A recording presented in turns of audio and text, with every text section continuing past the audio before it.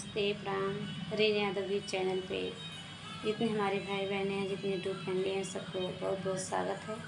Friend, मैं आप सब बीच में एक छोटा से शिव जी के कजरी गीत लेके आई हूँ। मेरे कजरी गीत पसंद आए तो लाइक सब्सक्राइब शेयर ज़रूर करना, अपना आशीर्वाद दुलार ज़रूर देना, कमेंट बॉक्स में ज़रूर लिखना मेरा गीत कैसा लगा, ज़्यादा से ज़्यादा शेयर करना। आप सबके बहुत बहुत धन्यवाद।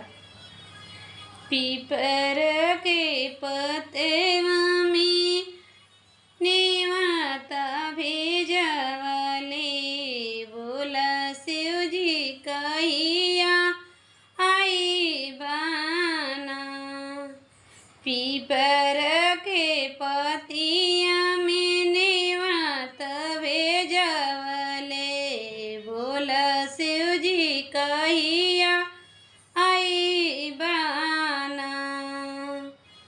तू रही रहिया जो आता है शिव जी कहिया अइबा मोरे आंगने ना।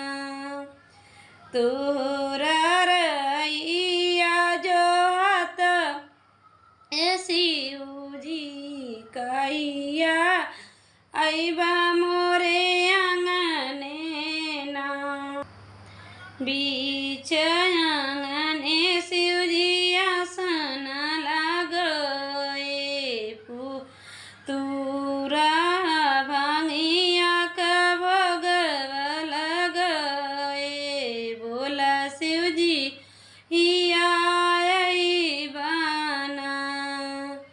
पीपरा के पतिया मनेवता भेजाए, बोला शिव जी कहिया आई बाना।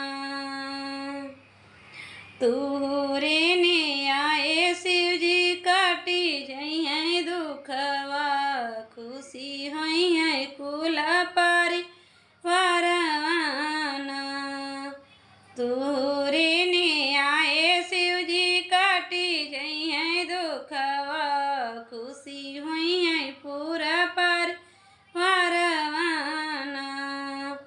पीपरा के पतिया पर